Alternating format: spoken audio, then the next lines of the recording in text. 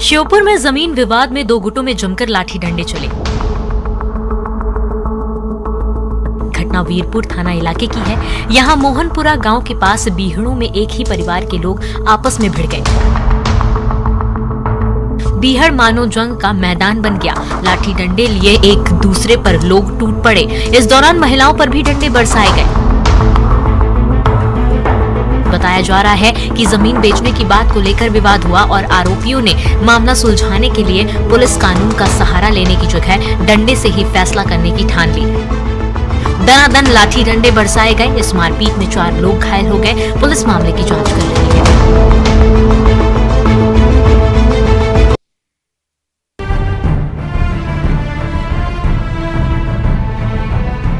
धार के ग्राम राजोत में कबाड़ के गोदाम में आग लग गई। आग इतनी भीषण थी कि इसकी लपटें करीब 8 किलोमीटर दूर तक दिखाई दे रही थी। धुएं का गुबार उठ रहा था। आग लगने से इलाके में अफरा तफरी मच गई। लोगों ने फायर ब्रिगेड को इसकी सूचना दी, जिसके बाद फायर ब्रिगेड मौके पर पहुंची और कड़ी मशक्कत के बाद आग पर काबू पाया। गोदाम में शॉर्ट सर्किट से आग लगने की संभावना जताई जा रही है। आग लगने से लाखों के नुकसान का अनुमान लगाया जा रहा है। आग कैसे लगी और आग से कितने का नुकसान हुआ, पुलिस इसका पता लगा रही है।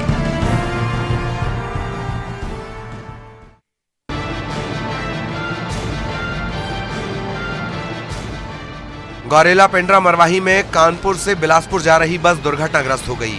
इस हादसे में बस में सवार 5 यात्री घायल हो गए। इनमें से 3 की हालत गंभीर बताई जा रही है, जबकि 2 घायलों को जिला अस्पताल में भर्ती करवाया गया है। हादसे में गंभीर घायल यात्रियों को इलाज के लिए सिम्स रेफर किया गया। बताया जा रहा है कि तेज रफ्तार की वजह से बस बेकाबू होकर पलट गई। गनीमत ये रही कि बस खाई में गिरने से पहले एक पेड़ के सहारे अटक गई। जशपुर में भी रफ्तार का कहर देखने को मिला। यहाँ एक बस बेकाबू होकर पलट गई। इस हादसे में 6 यात्री घायल हो गए।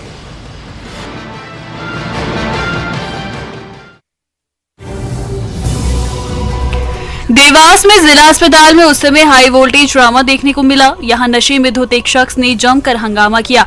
ये शख्स बाइक लेकर अस्पताल के गायनिक वार्ड में घुस गया और पूरे शान के साथ बाइक खड़ी कर दी। इस दौरान जब किसी ने सवाल पूछा तो ये दादागिरी भी दिखाने लगा। ये शख्स खुद को उज्जैन का रहने वाला बता रहा था। लोगों ने जब समझाने की कोशिश की तो ये शख्स अस्पताल के बाहर आ गया और मारपीट करने लगा। इस गुंडागर्दी से अस्पताल की सुरक्षा व्यवस्था पर भी सवाल खड़े हो रहे हैं। बताया जा रहा है कि मामले की सूचना जिम्मेदारों को दी गई थी, लेकिन कोई भी नहीं पहुंचा। बताया जा रहा है कि अस्पताल में 3 सुरक्षा गार्ड तैनात थे। इसके बाद भी ये शख्स बाइक लेकर अस्पताल में घुसा और मारपीट भी की। हालांकि सीएमएचओ का कहना है कि गार्ड ने आरोपी को रोकने की कोशिश की थी और इसे पकड़कर पुलिस के हवाले भी किया था। पुलिस ने आरोपी के खिलाफ FIR दर्ज कर ली है।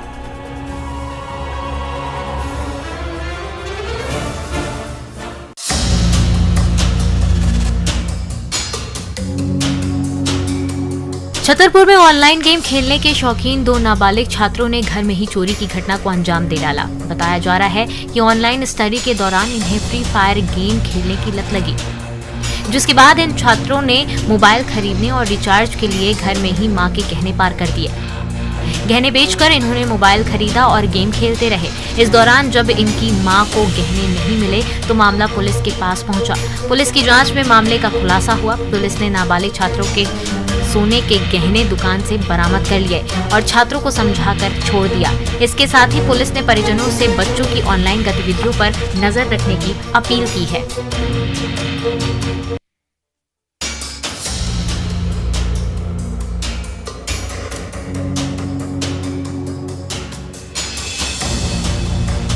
शादी के कुछ मिनटों बाद ससुराल को लूटकर दुल्हन फरार। मामला जबलपुर के ओमती थाना इलाके का है। यहाँ छिंदवाड़ा के रहने वाले दशरथ पटेल नाम के शख्स ने मंदिर में 7 फेरे लिए। इसके बाद दूल्हा और दुल्हन कोर्ट में शादी रजिस्टर कराने जा रहे थे। इसी दौरान दुल्हन बाइक सवार शख्स के साथ फरार हो गई और अपने साथ 30,000 रुपए नगद और करीब 60,000 रुपए के गहने भी ले गई। बताया जा रहा है कि दूल्हे के रिश्तेदार की दुकान पर एक महिला आती थी और उसी ने अपनी भतीजी बताकर शादी कराई थी। शादी के बाद दुल्हन तो भाग गई, लेकिन दूल्हे के परिजनों ने उसकी मौसी को पकड़ लिया। पुलिस से मामले की शिकायत की गई है। पुलिस आरोपी दुल्हन की तलाश कर रही है।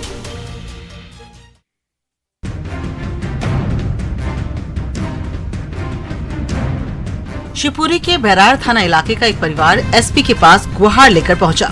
गांव पटेवरी के रहने वाले इस शख्स का कहना था कि गांव का पूर्व सरपंच अमरचंद्र धाकर उसकी 40 से 45 बीघा जमीन जबरन खरीदना चाहता है और इसके लिए उसे परेशान किया जा रहा है। आरोप है कि पूर्व सरपंच और उसके साथी 2 साल से जमीन नहीं जोतने दे रहे हैं। एसपी के पास न्याय के लिए गए राम नरेश नाम के इस शख्स के मुताबिक आरोपी खुद को मंत्री सुरेश राठखेरा का रिश्तेदार बताता है और मंत्री के नाम पर धमकी देता है। बताया जा रहा है कि इस मामले में मंत्री से भी गुहार लगाई गई, लेकिन मंत्री के आश्वासन के बाद भी आरोपी के खिलाफ कोई कार्रवाई नहीं हुई।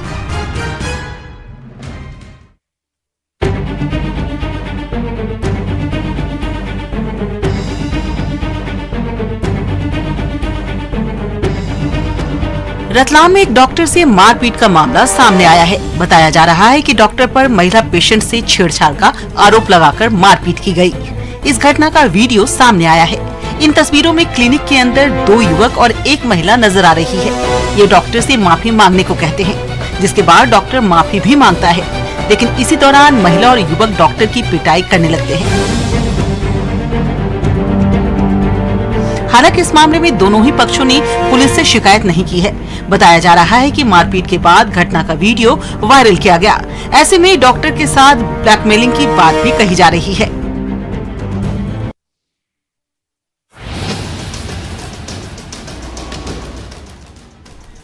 एमपी में स्वास्थ्य सेवाओं की पोल एक बार फिर खुली है। मामला विदिशा का है। यहाँ स्वास्थ्य विभाग की बड़ी लापरवाही सामने आई है। यहाँ कुरवाई में गर्भवती आदिवासी महिला को नर्सिंग स्टाफ ने अस्पताल से बाहर कर दिया। प्रसव पीड़ा होने पर आसपास बैठी महिलाओं ने अस्पताल परिसर में ही साड़ी की आड़ लगाकर महिला की डिलीवरी कराई। बताया जा रहा है कि महिला देर रात जननी एक्सप्रेस से अस्पताल पहुंची थी, लेकिन स्टाफ ने प्रसव पीड़ा नहीं होने से उसे अस्पताल में भर्ती नहीं किया। महिला को सुबह जब प्रसव पीड़ा हुई तो अस्पताल के स्टाफ ने ध्यान नहीं दिया। इस मामले में सवाल पूछे जाने पर अधिकारी जांच का रटा रटाया आश्वासन दे रहे हैं।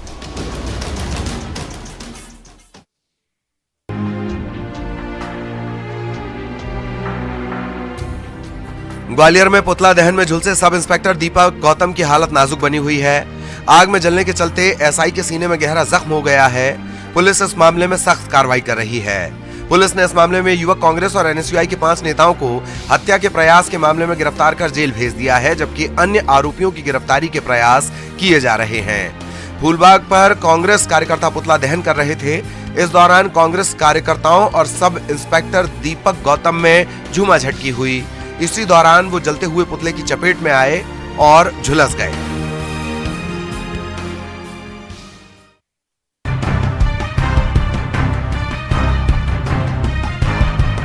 महासमुंद में कोरोना ने शिक्षा व्यवस्था की कमर तोड़कर रख दी है।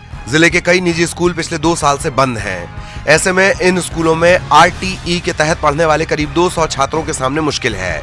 इन बच्चों को शिक्षा विभाग ने दूसरे स्कूलों में तो भेज दिया, लेकिन ये स्कूल अब फीस मांग रहे हैं या फिर छात्रों को दूसरे स्कूल जाने का फरमान सुना रहे हैं। शहर के नयापारा में ऐसा ही मामला सामने आया। यहाँ क्लास 3 की एक छात्रा के परिजनों से स्कूल फीस मांग रहा है।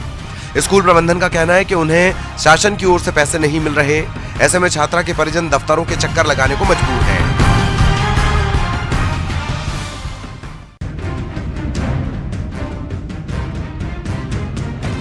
ग्वालियर में पुलिस ने नशे के सौदागरों पर शिकंजा कसा है। पुलिस ने 40 लाख रुपए कीमत की स्मैक के साथ तस्कर को गिरफ्तार किया है। पुलिस ने स्मैक तस्कर के पास से 370 ग्राम स्मैक बरामद किया है। आरोपी यूपी के मैनपुरी से स्मैक ग्वालियर लाकर सप्लाई करता था। पुलिस ने मोटे महादेव मंदिर के पास घेराबंदी कर आरोपी को गिरफ्तार किया और तलाशी के दौरान स्मैक बरामद किया। पुलिस स्मैक नेटवर्क का पता लगाने के लिए आरोपी से पूछताछ कर रही है। बताया जा रहा है कि आरोपी का पूरा परिवार नशे और सट्टे के कारोबार में शामिल है।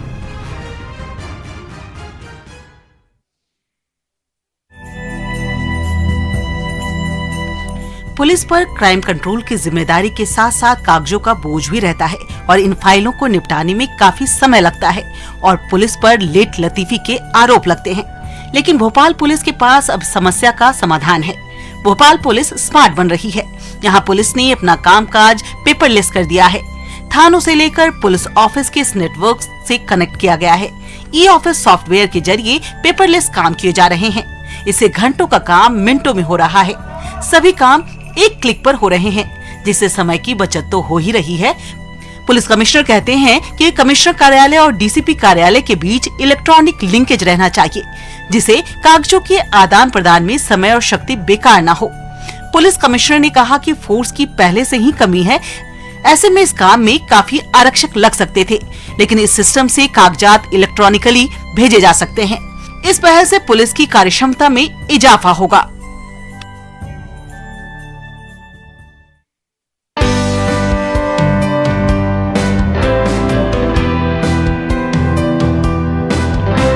दंतेवाड़ा में अब गाय सांडों की जगह बिछियां ही जन्म देंगी। इसके लिए नई तकनीक से कृत्रिम गर्भाधान किया जाएगा। डेयरी उद्यमियों और पशुपालकों की मदद के लिए इस तकनीक का सहारा लिया जा रहा है। प्रशासन की ओर से पहल की गई है। बताया जा रहा है कि दंतेवाड़ा में पहली बार इस तकनीक का इस्तेमाल किया जा रहा है। इस तकनीक के जरिए 2400 गायों का कृत्रिम गर्भाधान किया जाएगा। पशुपालकों और आम लोगों को इस योजना की जानकारी देने के लिए प्रचार रथ भी निकाला गया है। इस योजना से पशुपालकों की आमदनी में इजाफा होगा।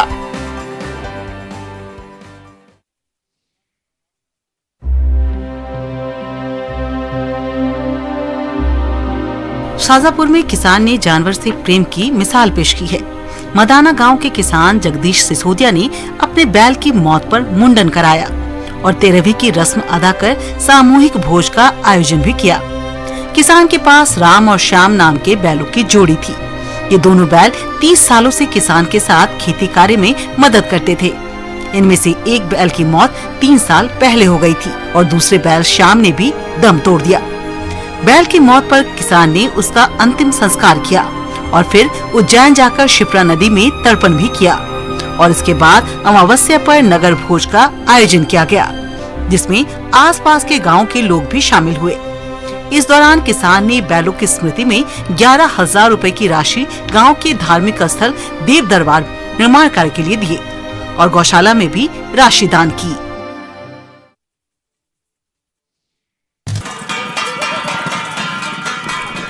बैतूल में बनाई गई है एक ऐसी लाइब्रेरी जो खुद पुस्तक प्रेमियों के पास पहुंचती है। बैलगाड़ी पर बनी है ये मोबाइल लाइब्रेरी। ये अनोखी लाइब्रेरी बनाई है सरकारी स्कूल की एक शिक्षिका ने।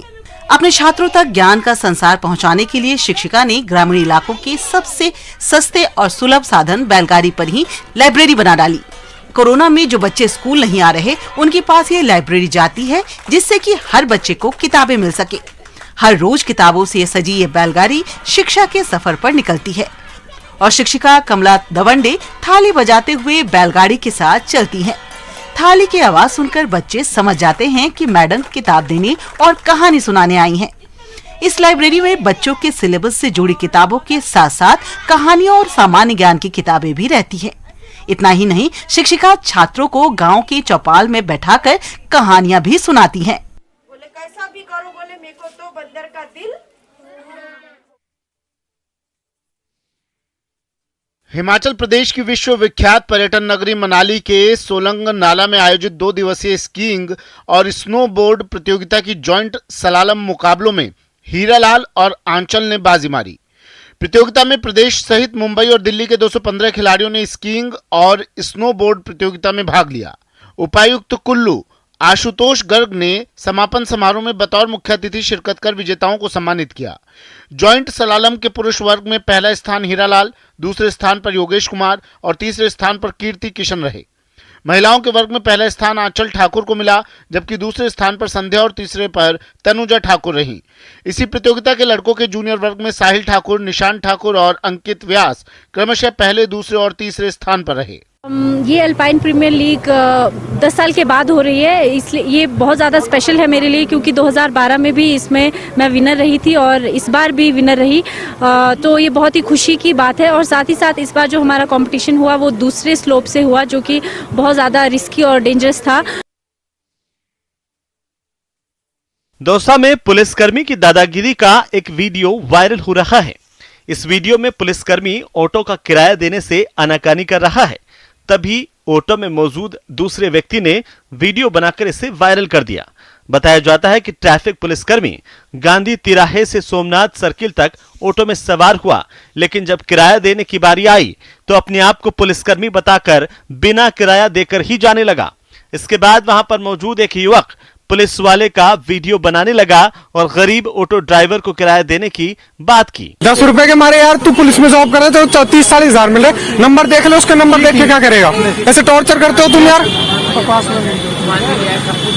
प्यार से ले लो आप किराया, चला आना उधर आना। हालांकि इसके बाद पुलिस वाला 10 रुपए किराया देने लगा, लेकिन किराया देने से पहले उसने ऑटो के नंबर देखे और ऑटो ड्राइवर को देख लेने की धमकी दी। इतना कहते ही ऑटो ड्राइवर डर गया और उसने पुलिसकर्मी से किराया नहीं लिया। इसके बाद पुलिसकर्मी बिना किराया दिए ही चलता बना। सर्दियों में जहां इंसानों का खान पान बदलता है, वहीं भालू संरक्षण केंद्र पर भालुओं की डाइट भी पूरी तरह से बदल जाती है। तस्वीरें श्रीनगर के दाचीगाम नेशनल पार्क की हैं, जहां एक पुनर्वास केंद्र में सर्दियों में काले भालुओं का खास ध्यान रखा जा रहा है। यहां रहने वाले भालुओं को शहद, खजूर, दलिया, मौसमी फल दिए जा रहे हैं, तो उनकी पसंद के मुताबिक अंडे भी खिलाए जा रहे हैं। खास बात यह है कि हर भालू की अलग पसंद है। किसी को सर्दियों में शहद और खजूर का गर्मा गर्म दलिया पसंद है, तो किसी को मौसमी फल। जी हाँ, कोई फल खाता है तो कोई दलिया में उबला हुआ अंडा खाना पसंद करता है। किसी को दलिये में दूध मिलाकर खाना पसंद है। सर्दी में भालू पराली के गद्दे पर सोते हैं। जिन भालुओं की उम्र 15 साल से ज्यादा है, उनके कमरों में हीटर और हेलोजन लाइट भी लगाई जाती है। जितने भी हमारे पास ब्लैक बेयर्स है, उनका फीडिंग जो है सीजनल सीजन के हिसाब से हम थोड़ा उसको चेंज करते रहते हैं। हिमाचल प्रदेश के धर्मशाला में बनी ऐतिहासिक लाला लाजपत राय जेल के कैदियों को अब सर्दियों में शाम के समय भी गर्म खाना उपलब्ध होगा। जिला कारागार में खाना बनाने का समय तय होता है, जबकि कई कैदी अलग अलग समय पर रात का भोजन करते हैं, जिसके चलते उन्हें ठंडा भोजन करना पड़ता था।